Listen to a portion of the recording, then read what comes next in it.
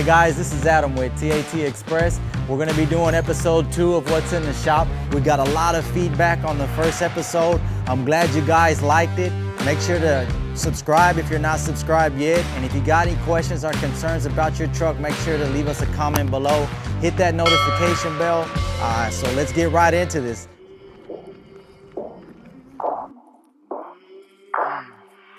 I came from the mud, there's dirt on my hands.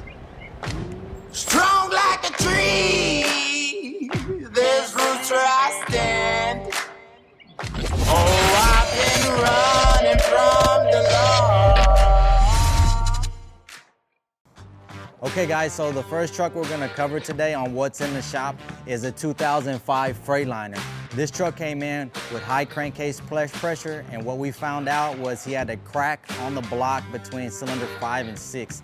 This is gonna call for a complete block replacement. So as you can see, we have the engine pulled. We're gonna be rebuilding it all the way from the ground up, literally on the ground. We have it over here. We have the old block here. This is already tore down, all the old parts. This is the old crank here.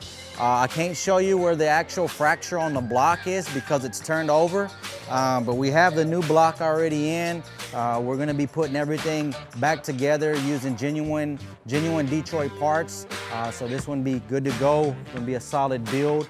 We already got the new crank over here, so it's gonna be all coming together. We're pretty excited about this build. Hopefully to have this ready later on this week and be a solid build. So let's move on to the next truck over here. We have a, let me see here. This is going to be a 2006 Hino. Okay, so this Hino came in probably about a month ago. It had a transmission that was failed. It was Allison transmission. We've already replaced the transmission. The truck's been in service for about a month now. So the customer comes back with a complaint about hard shifting or not shifting correctly. So we looked into the history of the transmission after we replaced it, and we did see some high temperature faults. So more in-depth looking, what we found is, I don't know if you can get a shot of the shroud, but the shroud is broken. The fan shroud is broken. You can see here the fan shroud's broken. The fan is missing a blade, and also the fan clutch is not working correctly. And what's going on there is these particular trucks run the transmission fluid into the actual radiator so it can actually cool. So since the fan clutch is not working, it wasn't cooling off the oil enough and causing the transmission to get hot. So we're gonna replace the fan clutch on this one with a new shroud, retest it, and should be good to go. So let's move on to the next truck. This truck was here on the last episode. We were having issues with a hard start. The last time it was in, we replaced the pump because it was failing when it was not actually lifting up fuel to the fuel filter housing. The low side of the pump was bad. We replaced the pump. We tested it multiple times. Everything was good to go. We released it to the customer, and unfortunately, we get the call saying that he's having a hard start issue. So he brought it back in. We are troubleshooting it some more. What we found, we had some collapsed hoses that are on the emergency side, the emergency lubrication side of the pump. We're going to be replacing that, and we're also going to be updating him to the two-filter fuel system, two-filter fuel system housing. What it is this originally comes with a 3-filter system, as most Detroits do, but they are being upgraded to the 2-filter system. So we're gonna do those lines, do the 2-filter system. Right now at this point, we're just working hard to get this truck back on the road and just keep our relationship with the customer intact. We know sometimes this may happen when we have comebacks, but we're gonna work hard to get this right and get it back on the road. So we're moving right along. This is still a Terrier unit here. 3035 is still here for pickup. Customer's been really busy, just as we all are with this pandemic, so he hasn't been able to get it picked up. So moving right along, we got a Volvo here. This one came in for a turbo actuator failure. Okay, this is GSU 2012. This is actually a D11 Volvo. This came in for a failed regen, it was derated, it was giving him a lot of problems.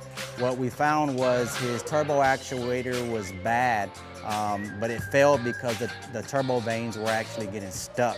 So we had to replace the turbo. After replacing the turbo, we did the regen, and we found that his actual filters are clogged as well. So we're having to do a DPF filter cleaning after this. So this is why it's very important to come in when you see those check engine lights. Don't wait too long, especially on these newer engines. Okay, let's move right along. We got another customer for FedEx here. This customer came in, check engine lights as well, after treatment problems. This is a, let me see real quick. This is a 2018 Cascadia. Okay, it came in with check engine lights and it was derated. Okay, so we pulled up the history. We saw that it was having NOx conversion problems. They did not come in right away. They kept running the truck till it got actually derated to a point where it was shutting the truck down. Okay, so we brought it in, we troubleshot it, we found both inlet and outlet NOx sensors faulted out, so we're gonna replace those, clean the filters, retest, and this truck should be ready to go. So moving right along. You saw this truck again last week. Okay, this is the Isuzu, the 5.2 liter Isuzu. We're actually doing a complete in-frame on this job.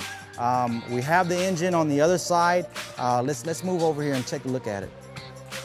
This truck, as I mentioned, came in for the coolant being pushed out of the radiator. We found a failed head gasket.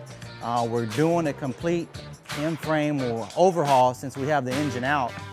We have the engine here just covered up for now, but what we did is when we actually took it apart, we've had some failed mains. This is a main bearing here, so you can see how bad that main bearing is scraped up there.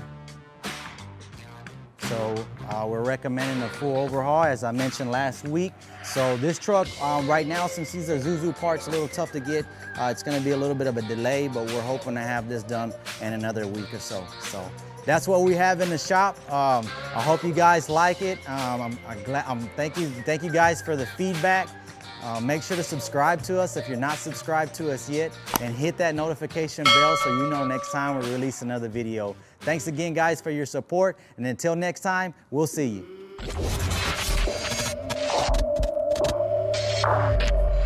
I came from the mud. There's